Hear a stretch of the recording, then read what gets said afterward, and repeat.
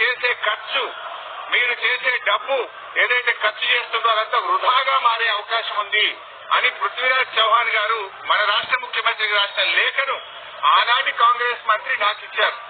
అంటే మీరు ఇట్లా పోతున్నారు తప్పు అనే విషయం, ఆ విషయం కూడా కమిషన్ దృష్టికి తీసుకుపోయాం. ఎట్ ద సేమ్ టైం ఒక 5-6 మీటింగ్లు జరిగినాయి మహారాష్ట్ర తెలంగాణ మధ్య. 5-6 మీటింగ్లు మినిస్టర్ లెవెల్లో, ఇంజనీర్ల లెవెల్లో. ఫైనల్ గా ముఖ్యమంత్రి కేసీఆర్ గారు స్వయంగా మహారాష్ట్రకు వచ్చి మహారాష్ట్ర ముఖ్యమంత్రి ఫడ్నవీస్ గారితో జరిగిన చర్చల మొత్తం సారాంశాన్ని వారికి చెప్పే ప్రయత్నం చేశాం. ఎందుకంటే అనేక ప్రయత్నాలు చేశాం. మహారాష్ట్రలో కాంగ్రెస్ ప్రభుత్వంపై బీజేపీ ప్రభుత్వం వచ్చింది. అప్పుడు గిరీష్ మహాజన్ గారు నీటిపారుదల శాఖ మంత్రిగా ఉంటే 2015 జనవరిలో నేను వెళ్లి గిరీష్ మహాజన్ గారిని కూడా మీరు ఎంత నష్టపరిహారం అడిగినా ఇస్తాము, దయచేసి మాకు ఉద్యమాల్లో నుంచి వచ్చిన ప్రభుత్వం, నీళ్ల కోసమే తెలంగాణ ఉద్యమం జరిగింది, నీళ్లే మాకు జీవాధారం, మాకు తమ్మిడిహట్టి దగ్గర అనుమతించండి అని గిరీష్ మహాజన్ గారిని కూడా కోరాం. ఆయన కూడా ససేమిరా అన్నారు.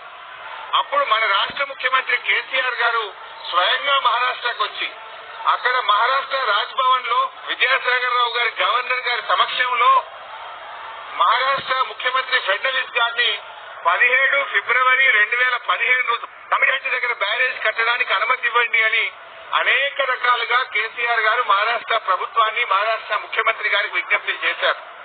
అయినా వారు ససేమిరా అన్నారు.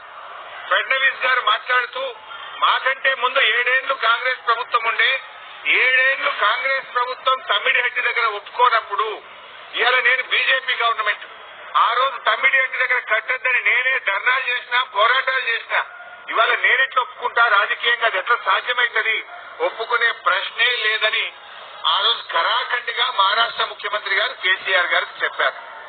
7 ఏళ్లు మహారాష్ట్రలో కాంగ్రెస్, ఢిల్లీలో కాంగ్రెస్, మన దగ్గర కాంగ్రెస్, 3 చోట్ల కాంగ్రెస్ ప్రభుత్వం ఉన్నా తమ్మిడిహట్టి దగ్గర బ్యారేజీలకు ఒప్పించడంలో, అగ్రిమెంట్ చేయడంలో, పనులు చేయడంలో ఆనాటి కాంగ్రెస్ ప్రభుత్వం పూర్తిగా ఫెయిల్ అయింది. నాటి కాంగ్రెస్ ప్రభుత్వంలో ఉత్తమ్ కుమార్ రెడ్డి, కోమటిరెడ్డి వెంకటరెడ్డి, శ్రీధర్ బాబు వీళ్లే తెలంగాణ ప్రాంతం నుంచి మంత్రులుగా ఉన్నారు. మీరు పట్టించుకోలే, 7 ఏళ్లు మీరు చేయలే. బట్ అయినా మేము అన్ని రకాలుగా ప్రయత్నం చేశాం.